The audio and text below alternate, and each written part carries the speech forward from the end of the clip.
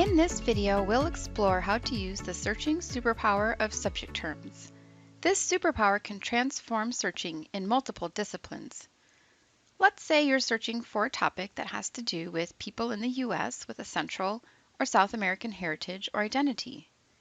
You use the term Latinx for this identity, but when you use that as a keyword, you don't get that many results, especially if you're looking for books.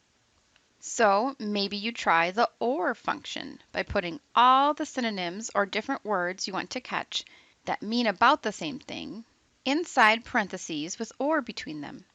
Then you limit to books. That helps. Or maybe you use the asterisk function, which types out a word until it diverges into its various forms. In this case, Latin could diverge into Latino, Latina, and Latinx.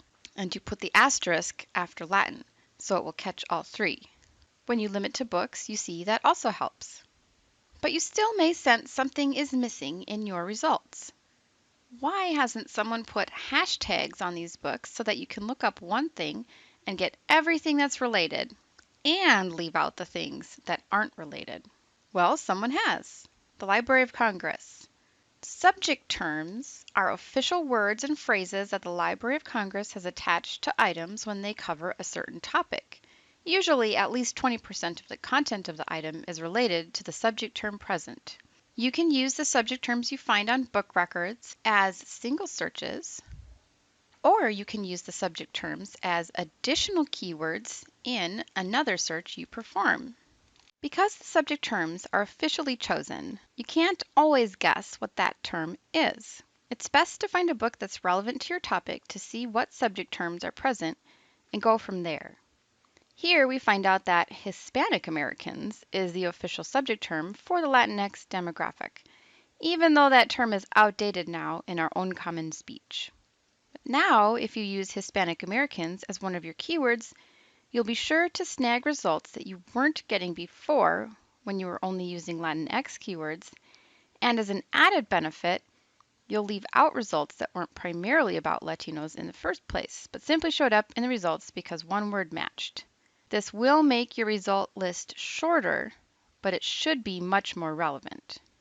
In history, subject terms can guide you to books from particular time periods, especially since these time periods are specifically broken down in some parts of the terms, such as the dates you see here for World War I.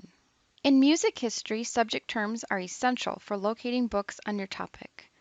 Whether you need to connect to the official name for a composer, as we see here for a composer with a common name, John Adams, with the date of birth attached, or for a genre, piece, or anything historical, incorporating subject terms into your regular research practice will ensure your research is as complete as possible.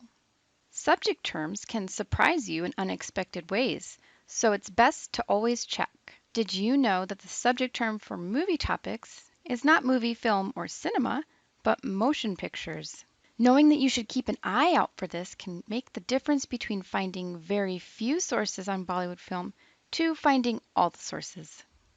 Did you know that the subject term for Native Americans is Indians of North America? That's not one you'd guess, and it's another one that seems dated, but it is the term you'll need to incorporate if you want to find the sources related to that topic. The same is true for any individual Native American tribe. While subject terms are definitely essential for humanities research, they will also make a difference to the sciences, social sciences, education, and business. Whatever you are searching, if you are in a database, and especially if you're looking for books, notice what subject terms are attached to sources that are relevant to you. Explore and incorporate these subject terms to fully utilize their powers.